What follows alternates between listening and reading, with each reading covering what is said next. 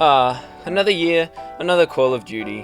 Where would we be without our annual installment of the franchise that lets us pump people full of lead for hours and hours on end? Contrary to popular belief, these games are not exactly the same every year. Each developer brings their own flavor as they rotate, and 2019 was Infinity Ward's turn. With these big live service games, I always think it's important to look back after a year of support because they're always fundamentally different than when they were launched. So what did Modern Warfare bring to Call of Duty? What changes have been made following the last franchise entry? Has Activision been fair to us this year, or is this game another cash vacuum? Is it controversial for the right reasons? Let's get into it. The Modern Warfare name carries with it a lot of weight. It comes from a time before things got messy for COD, a time when all the controversy came from scenes where civilians got blasted instead of oppressive anti-consumer behavior and performance issues. The original Modern Warfare was the first installment in this franchise that compelled it into the mainstream, and for good reason. It offered a cutting-edge experience that was unparalleled and changed the shooter landscape at the time. And I think Infinity Ward saw this as an opportunity to do something similar, to show the world that Call of Duty is worth taking seriously. And what better way to do that than a return to form, a reboot prequel of sorts, with a blend of familiar elements to bring back old players and a whole host of new ones to keep things fresh. Infinity Ward had 3 full years to develop this game, and my god does it show. Now, these games usually look and sound alright, but recently they've left a lot to be desired when it comes to sounds, lighting, animations. I feel like people really value this stuff when it's done well. You got these games with just incredible, explosive, beautifully animated guns, and meanwhile, COD has just been here like... Don't get me wrong, it can still be satisfying as hell, but with the awkward animations and super flat lighting, the whole thing just feels dated on launch. Modern Warfare says fuck all that. Shooting a gun in this game is like, my god, I can feel my fucking and it reloads, it's like,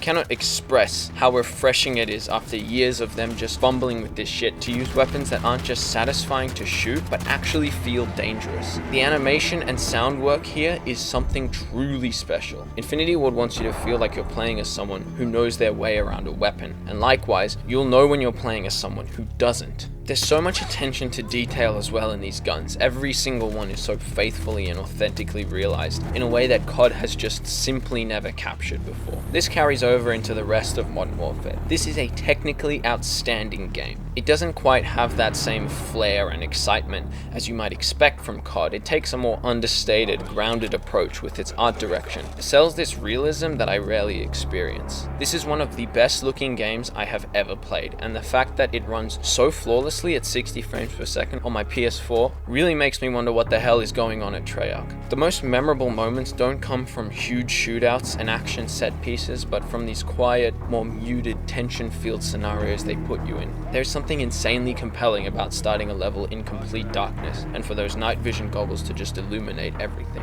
The music here is also amazing. Sarah Schachner, I hope I said that right, is back after her excellent work in Infinite Warfare, and man, the tracks in this game just get you pumped up. Not in a Treyarch action type way, more subtle than that. It so perfectly complements the mood and tone they're going for, and it's iconic. You hear that cello come in, you're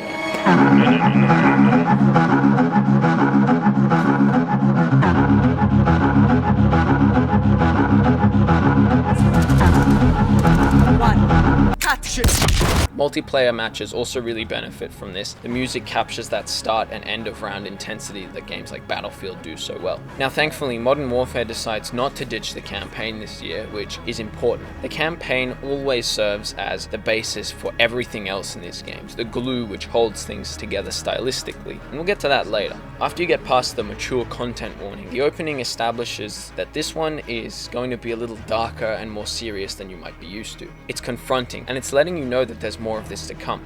After a terrorist group, Al-Qatala, launch an attack in London, several operatives from various backgrounds work together in a series of covert operations to stop them from unleashing a deadly Russian nerve gas in another attack. The story has you jumping between the perspectives of 3 main characters across a number of locations, including London, the fictional Middle Eastern country of Urzikstan, as well as various places in Eastern Europe. Alex is the first person we play as, and goddamn is he sexy. He's a CIA operative who for his entire career has been told what to do and where to go. He's tasked to work with Farah, an Urzikstan national who, since she was just a child, has been fighting for a cause she believes in, fighting against years of injustice and war crimes against her people. Her and Alex play off each other nicely as he starts to question if he should also be fighting for something he believes in. Then you've got SAS Sergeant Kyle Garrick, who after the London attack gets frustrated at all the bureaucracy and red tape he faces that stopped him from preventing this sort of thing from happening. He runs into Captain Price, who offers him an opportunity to work gloves off and take any means necessary to stop the threat before more people get hurt. And it's interesting to see him wrestle with that as they do more questionable things and he wonders if they're going too far. These guys all come together as they attempt to track down the nerve gas, and they become quite a crew. I enjoyed my time spent with each of them equally. The cutscenes are absolutely gorgeous, there's some really good writing and dialogue, and the performances are all top notch, but I just wanted to see more of them. There are only really a few story moments that build Alex and Kyle as characters, while Farah gets 2 whole flashback missions that explain her background and motivations. These guys are not quite as rich or fleshed out as some of Treyarch's characters, but in general it's still great stuff. And the same goes for the side characters, like the new version of Captain Price, who is such an on-screen presence and is just as iconic as the original version, and Hadir, who is the more extreme side of Farah, a guy who abandons the nobility of his sister and would sink to the level of the enemy to beat them. This game's biggest theme is that of moral ambiguity. The writers talk about how they want to tell a realistic story about the grey area which these guys are working within. A story inspired by real-world events and conflicts, getting your hands dirty so the world stays clean. And a lot of the time this is done really well. Every mission offers you something confronting, something uncomfortably authentic. I believe the most effective of these moments are the ones which happen in passing, the ones where a life is lost or taken and things just keep going. A soldier withering in pain after an allied rocket strike, a panicking civilian caught in the crossfire, a dog put down for the sake of silence. These are the kinds of scenarios where the player can make split-second decisions and influence some outcome, and the levels which incorporate these things in organic and dynamic ways are Modern Warfare at its absolute best. Levels like Clean House and The Wolf's Den are the best examples of incredible moments of tension, where every encounter is so carefully crafted to put pressure on you, and stuff that is straight out of a horror game. Or the numerous parts throughout the campaign where panic and chaos break out and all of a sudden you need to pick your shots and avoid killing civilians. Choosing whether or not to engage a car that might be a car bomb, watching each patient in the hospital closely as they might be armed. This is super compelling stuff and is sold by the incredible visuals and an extreme attention to detail in every character model, animation, voice line. To me, many of these missions felt more immersive and ambitious than any other COD I had played, but then I would always be reminded that this is Call of Duty. The thing is that outside of these moments, the game rarely blurs the line between what is right and what is not. And when it does, it comes off as a little bit forced. You're not going to have any trouble identifying who the bad guys are. The Wolf, the Butcher, General Barkov are your run-of-the-mill, overly brutal, monologuing COD villains, which would be fine in most other entries, but kind of undermines this one. We are constantly shown just how vile these guys are, to a point where it's difficult for me to believe that some of these moments are in here for anything more than shock value. I mean, is this stuff confronting? Yeah. Fucked up? Yeah. But you'll be stopped the second that you start showing signs of psychopathy. And when the characters do something ethically questionable, their actions always lead to positive outcomes. So you're always reassured that you're doing the right thing. We made the right call, sir. We'll bet your house. The only character who really fits into that grey area is Hadir. I didn't agree with him, but I understood where he was coming from, unlike the others who were just straight up terrorists. And this discrepancy is carried into gameplay too. It's hard to be immersed in the more standard shooting gallery missions when, in one, enemies are behaving like this,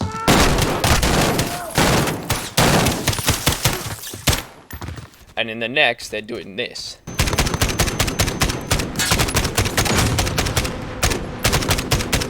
but in general, levels are actually really good. Every mission attempts something unique in its design. For example, the Embassy has you defending a central location from multiple waves of enemies, keeping tension high by starving you of information and making you question where the next attack is going to come from. Illuminate the field to see them coming. Clear the nearby building to stop the mortars. Keep an eye on that car, it might not be civilian. Highway of Death is another great one, where your performance with the sniper is going to directly affect how difficult the mission gets as enemies move towards you. There are a few levels that open up as well and give you freedom to handle multiple objectives in whichever way you'd like. Can't say I expected to bash my way through this one with a brick, but hey, I'll take it.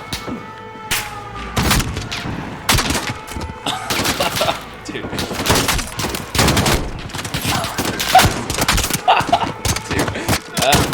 I can fucking take you all. There's no one left. Have a pretty cool. Dude.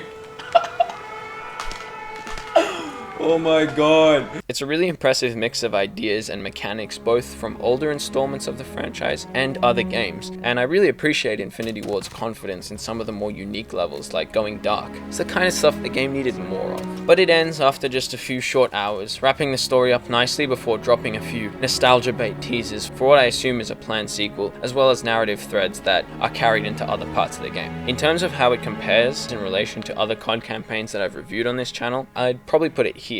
I thought Infinity Ward's last entry had a little bit more depth all round, but overall, Modern Warfare's campaign is still excellent. While it doesn't quite make the most of its immense potential, its compelling depictions of characters both old and new, strong themes, landmark presentation, and intense gameplay moments which blend authentic realism with enjoyable mechanics are experiences worth having. And while it certainly wants you to think it has something to say, the devs never really risk making you question the ethics of Modern Warfare, because if they did, how could they make these groovy trailers for multiplayer?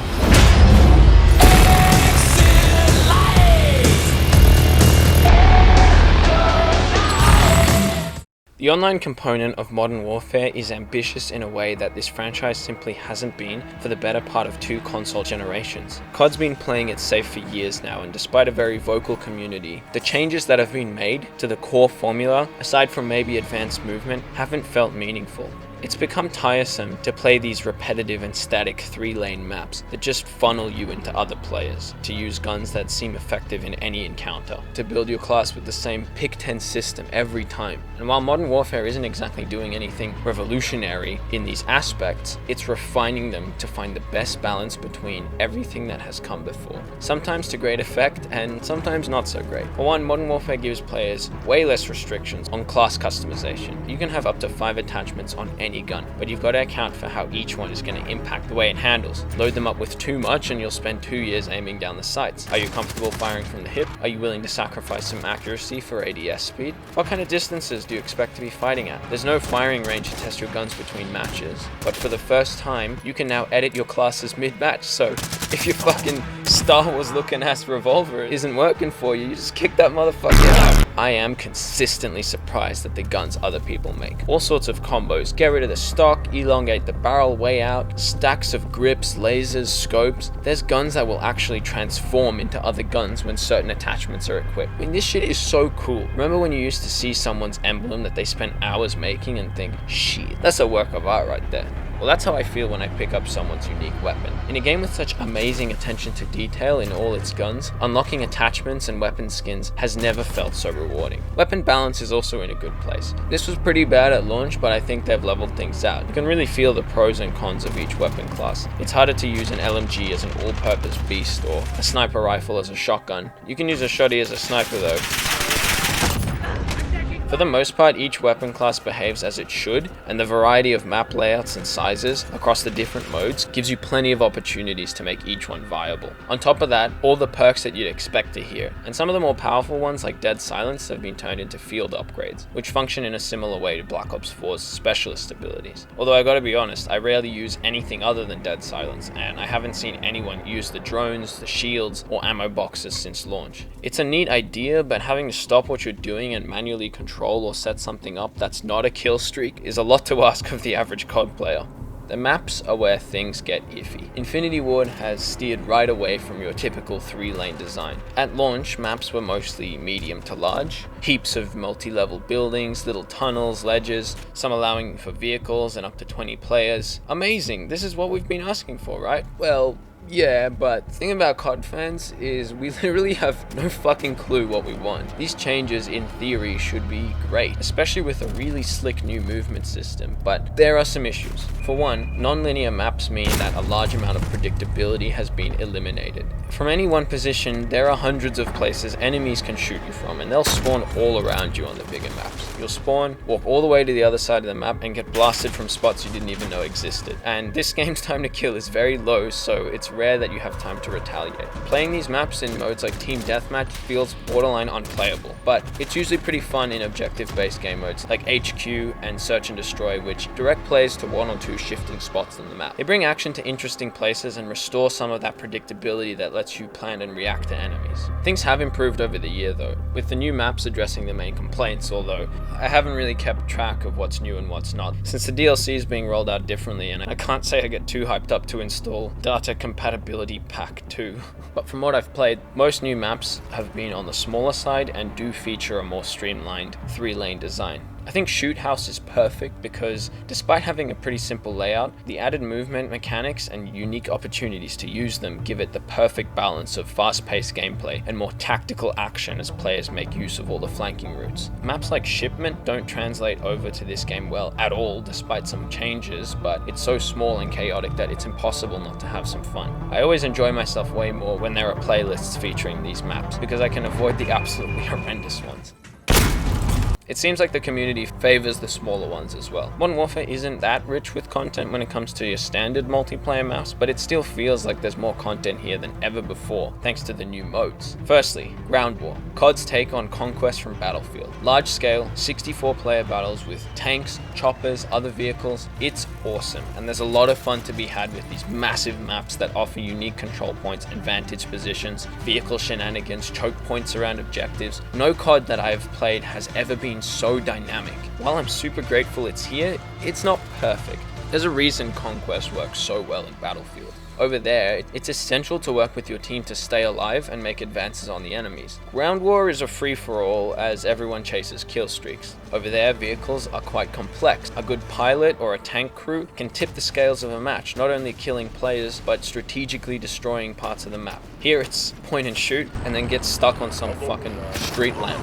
Matches can devolve into really frustrating, unfun experiences as you run to the action for what feels like forever just to get sniped or blown up by a kill streak. But when it does work, it really can capture that insane sandbox feel of Battlefield and give you those unforgettable moments. If that's not for you, there's the much smaller gunfight mode. It's usually a 2v2 skirmish with no respawns, random weapons, and the first team to win 6 rounds comes out victorious. This mode is phenomenal and works perfectly with the game's tight shooting and new movement. There's a lot of small, symmetrical maps designed specifically for gunfight that give you more predictability but also offer some creative opportunities to get on top of your opponents. It's fast-paced, competitive, and I get really fucking heated when I play this. I start saying some things I'm not proud of. It's perfect with or against friends, and it really shows off the best of Modern Warfare multiplayer. Both Ground War and Gunfight have had a lot of post-launch support with new maps, and they're really popular. You can always find a match in either mode, and I couldn't be happier about it. They are the kind of more experimental stuff that I think the community has really needed for a while. Something bigger and something smaller than your standard modes. Neither of them are in the new COD, but I really hope they return in the future. I also want to address the issue of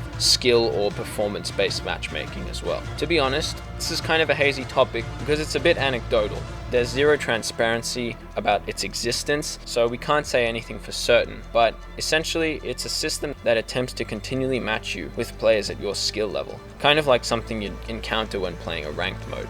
I do believe it exists. People have conducted tests and there is evidence. I don't see any other reason why lobbies would be disbanded after every match. And you can feel it when you play. You'll hop on, you'll have a great match, get heaps of kills, top of the scoreboard, and then the game will be like, "Did I just catch you having fun?" Next match you're getting fucking pummeled by VTOL jets, drop shotted, sniped from across the map. Would I have noticed if the community hadn't been making so much noise about it? I don't know. You need to take it with a grain of salt and also consider if it's really the worst thing. I feel like this system is more in place to protect lower skilled players and keep them coming back rather than creating some sort of pseudo-competitive scene. Optimally, you want some sort of balance that provides a good experience but also doesn't compromise on connection quality, and maybe that means tuning down the aggression of the system a bit or just putting it in place for a player's first few hours. It's annoying because it rarely feels like you're getting better, but ultimately variation in how much fun you have is nothing new. In every COD I've ever played, some matches are great and some just make me want to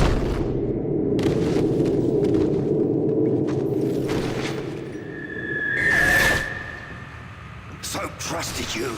As I mentioned before, the campaign serves as the basis for the other modes in this game, and multiplayer is no exception. Most maps seem to canonically fit in the campaign's timeline in some way. Instead of throwing every single idea they had into the game, things are kept simple and grounded, with various campaign-inspired settings that fit in. I actually really enjoyed the night versions of maps this time, a lot of fun on hardcore modes. It is difficult not to miss the visual variety and color from the Black Ops games a little bit, but this is far more stylistically cohesive. I appreciate that they've shown restraint when it comes to cosmetics as well. Most of what we've seen has felt appropriate. Really cool operators, outfits, weapon variants, takedown animations.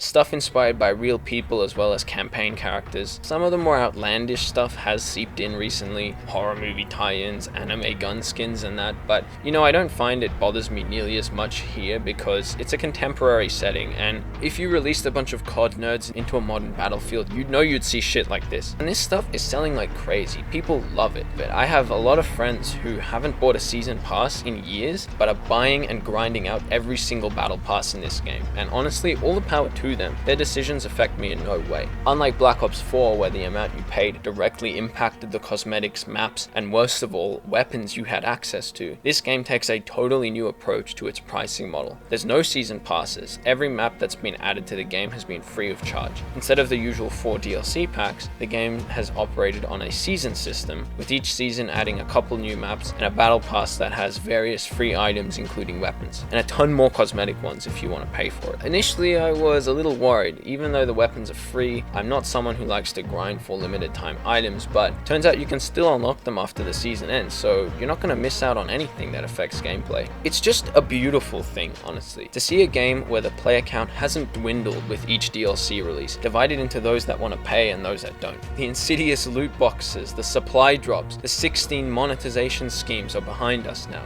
Everyone who bought this game gets access to everything important, and we can all play with each other too now thanks to crossplay. Someone at Activision realized how embarrassing this shit was getting, and thank God for it. The results and responses over the year have been super positive. You know the game is still popular when you log on and hear regular shit talking every game. I will put my asshole hair in your spaghetti.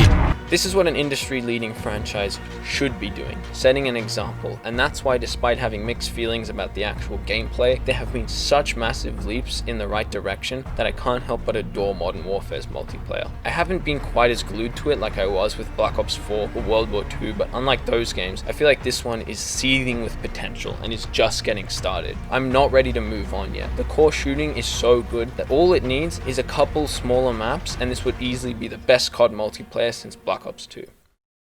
Spec Ops is a little odd, and to be honest, I don't know if I can even review it properly. There was a lot of buzz around this at launch. It's the first time Spec Ops has been back since 2011. I'm not too familiar with it, but I have heard good things. Since then, Infinity Ward has given their go at a few different cooperative modes. Their version of Zombies and Extinction were both great experiences, so I was on board with whatever they were doing. However, when I played Spec Ops in late 2019, I was pretty let down. Things were rough. The main issue was that the difficulty in all modes was just astronomical, and the game-breaking bugs didn't help either. Thankfully, Infinity Ward has patched these up and added quite a bit of content since then. There's 3 main offerings, and the first are the special operations, and there was quite a lot to like here actually. You have to plan your approach for these open-ended missions. Pick a suitable loadout, the field upgrades are actually really useful, and activating one will give your whole team armor or stopping power rounds. There's some really sick operations that harken back to the older Modern Warfare campaigns. Now it's at a point where it's challenging enough to keep the intensity high and force you to work together, but not as oppressively bad as it was at launch. Next are the classic Spec Ops missions, which give you a couple of objectives to complete in a small map, and they're fine, I guess. They're arcadey, they're challenging, and I can see them being a good time with friends, trying to go for those 3 stars and beat the Infinity Ward best times, but I can't say they're terribly enjoyable by yourself or even really worth playing. Survival mode is pretty self-explanatory, and zombies players will feel most at home here. The way that the points system works is very familiar, but overall it's still less interesting than the earliest zombie maps. You just fight increasingly difficult waves of enemies on multiplayer maps, buying weapons, equipment, and kill streaks to use against them. Again, this is fun. Rather than increasing the health of enemies, they mix different types in with rocket launcher guys, juggernauts, suicide bombers. To be honest, I just wish I was shooting something other than guys with guns. It's a bit of a shame. Because of how bad our first impressions were, most players, myself included, tried this a few times and never revisited it, and it makes it difficult to find a match on any mode, which means I can't give holistic criticism here. But this is the kind of mode I can see completionists playing to get certain achievements, complete challenges, unlock cosmetics, and there's a lot of content here to actually play. The rewards are there if you want to grind, but I think for most people, it's hard to get excited about Spec Ops. Not that it's bad, I just would have taken Zombies or Extinction over this any day. Something a little different, maybe more tightly designed. These PvE modes have moved past the point of being simple asset remixes a long time ago, so this feels a little lazy. This doesn't even really continue the story like the campaign promised. That seems to be happening over in Warzone. At best, I found it mildly entertaining, and at worst, it's a lower quality version of the campaign's weakest moments. And if that appeals to you and you have some people to play with, then yeah, I can see this being fun. Me? I was bored out of my fucking mind. I did find it interesting though that all these operations take place in a massive open world map called Verdansk. These sneaky bastards just saved a bunch of development time by making this fuck off massive Verdansk map and then just sectioning off parts of it for new multiplayer content. And a few months after launch it became clear what the original intention of Verdansk really was.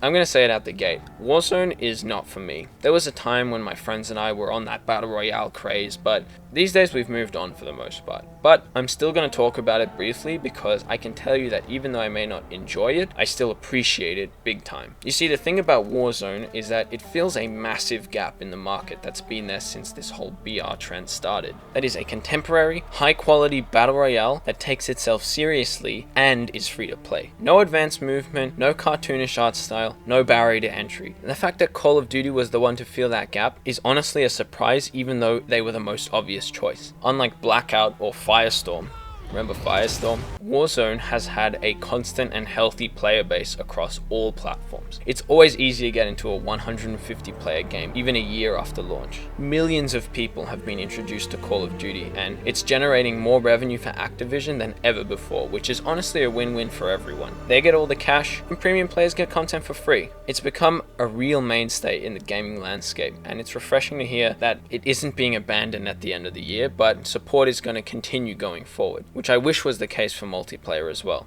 This actually seems to be the most supported part of the game, with the kind of narrative and story developments that you usually expect out of Zombies DLC or something. The actual gameplay is also really good and refines and innovates on the BR genre in all the right ways. It's not like Blackout, where the transition from small-scale multiplayer to large-scale feels jarring. Modern Warfare's core design translates perfectly into Battle Royale, and a lot of the design choices have been made to keep players engaged at all times. I'm just going to list some of these things off. The lobby is now a massive deathmatch. You spawn with a gun, so you aren't going to be defenseless thanks to shitty RNG. There's no attachment system, so you don't need to fuck around in your inventory for hours. There's a cash and contract system that gives you opportunities to get unique gear and funnels you into other players. You can build a loadout with any gun you want and access it from loadout drops. When you die, you have a chance to respawn if you win a mini gunfight match in the Gulag, and if you don't win, your team can still buy you back. It's good stuff. It feels like the devs are not just ticking the BR boxes, but actually capitalizing on what makes their game so good to begin with. It means you're rarely just waiting around for things to happen. But on the other hand, there are some pacing issues. With 150 players in every match and so many opportunities to respawn, matches can last 25 to 30 minutes, which is huge for a multiplayer match. I know that's pretty standard when it comes to Battle Royale, but I don't understand this obsession with bigger equals better. I would have loved something like Blackout's smaller, faster Alcatraz Island. That's the kind of action I associate COD with. But this is coming from someone who is notoriously terrible at these games. I can imagine good players are having the time of their lives stomping when multiplayer won't allow them to. Me, I'd rather not get insta-killed after 20 plus minutes of running around. That's why I gravitate towards some of the more forgiving modes that allow respawns, and there's been a lot of great stuff in rotation over the year, and I'm sure there's plenty more to come as things transition into Cold War territory.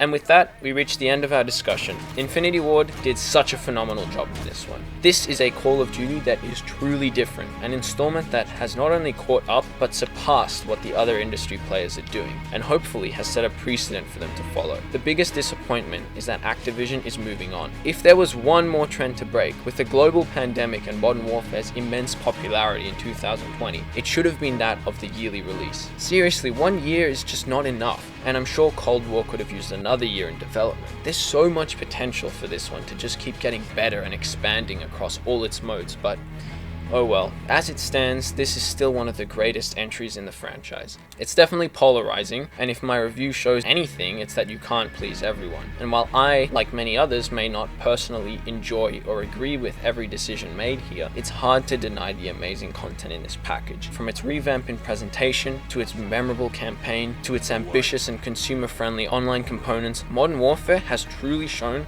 that COD can still be top dog.